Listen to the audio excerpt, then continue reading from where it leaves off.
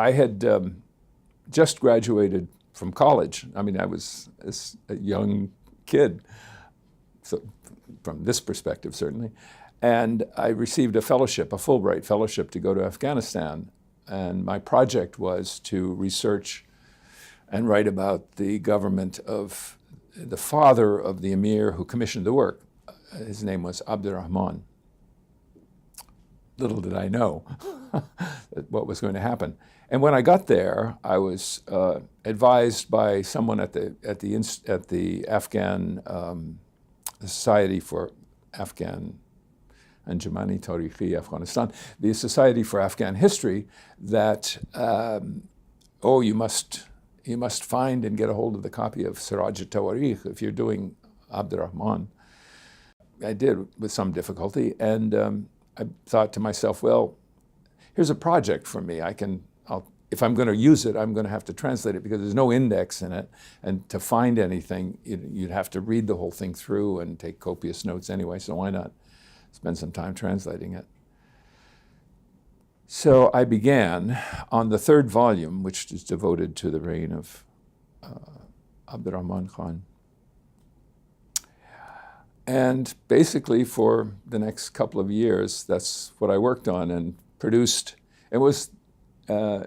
It took a little, in Afghanistan at the time, I had no computers, of course. And my wife, thank God, was there, was helping. And I would write the translation out in longhand in these thick notebooks that they sold in the bazaar. And she would type it up on a little Olivetti portable typewriter on these long sheets of paper that you could buy. And by the time we were finished, I had about 1,300 sheets of paper, but my Persian wasn't so good at the time, and I would skip over parts that I didn't really understand, and I didn't have anybody to ask what they actually meant.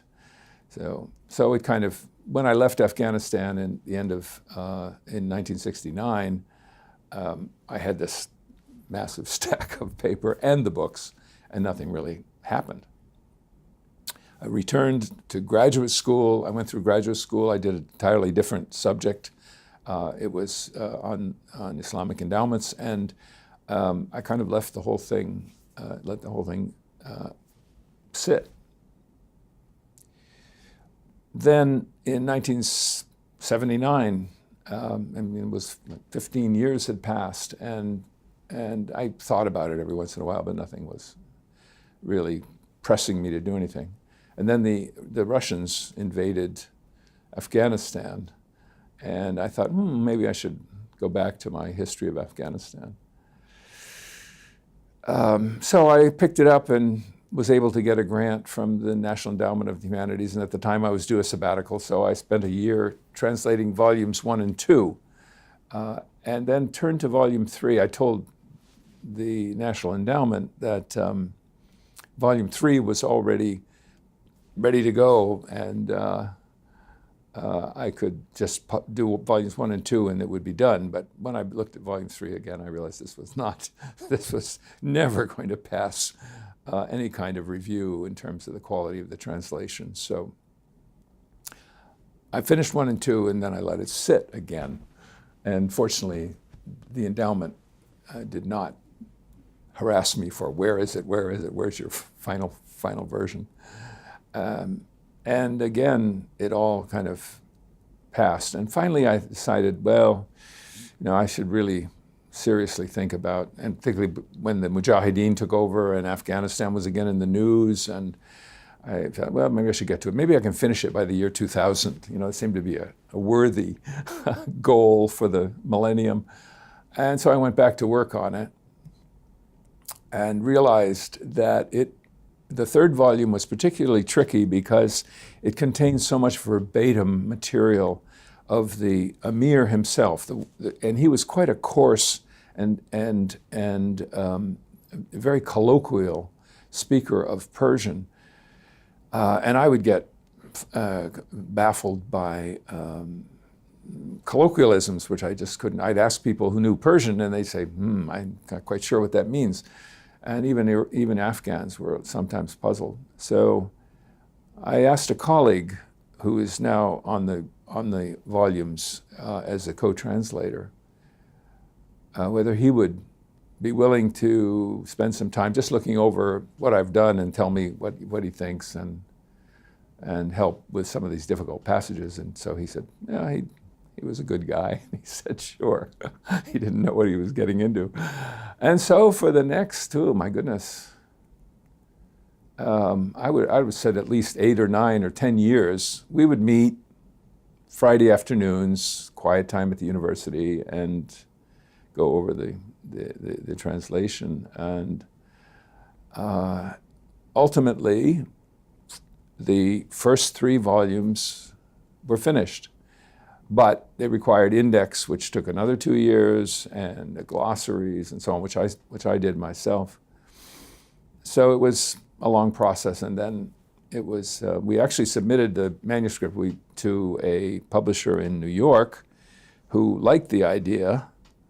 And so I said to him, well, you know, it was originally in 2 volumes, 1 and 2, and then 3, and here's what I'd like to do. I'd like to see the volumes 1 and 2 published separately, and then volume 3, we'll have to break it up into parts. Oh, no, we can't do that. He said, it's all going to be in 2 volumes, and they're going to be very fat. And I thought, don't like that at all. So I got in touch with Brill, and Brill was very pleased to consider it and ultimately accepted it, and to do it the way I really wanted it done. So that's how the first batch represents the work as it was published in 2013. And at the time, in the introduction, I was aware that 2 years earlier, an edition of the mysterious Volume 4, which I haven't mentioned up to now, but when I was in Afghanistan and afterwards everybody would talk about there's a Volume 4 never printed, not to mention the rest of Volume 3, which hadn't been printed. And so well, the fact of the matter is, I thought at one point, while we were in Kabul, this is in 1968, late 68, early 69, I was offered the volume for sale, a manuscript volume of Volume 4. And I thought, yes, I would very much like to buy it. And the price was really ridiculously low, something I could, even as a student, could afford. So I agreed. And we went through long negotiations. And first it was, I'll have the volume for you on Monday, and next Monday, and the Monday after that. And ultimately it never appeared. And that was all for the best, as it turned out. I think where it wound up, which is now in the National Archives, is much more the place for it to be. It's far more important that it be there. So the Volume 4 kind of disappeared from my radar screen, and we concentrated on Volume 3. But in 2011, someone in Afghanistan, I think it was maybe it was an Iranian, I'm not entirely certain of the citizenship of the editor, published a printed version of the end of Volume 3 and Volume 4. And I knew it when the first 3 volumes were published. But the idea of translating that part seemed, at that point, no, let someone else do it. But my colleague, my collaborator on this, you know, he agreed with me, and so we went through, and the first 6 volumes came out. But he said, you know, he was eager, hoping that we could get another grant to do the other volumes, and it gave him time off from work. I'd already retired, so it wasn't such an issue for me. But he convinced me to go ahead, and so I wrote a grant proposal, and amazingly, we got a grant to do this. So from 2014, I think, the grant was 2014 through 2016. We completed the translation and the index and so on, and Brill was willing to do it again, and so there we were with 5 more volumes. So that's, in a nutshell, how from the time the translation began in 1967 until today, the 50 years have passed. It's amazing how quickly they pass.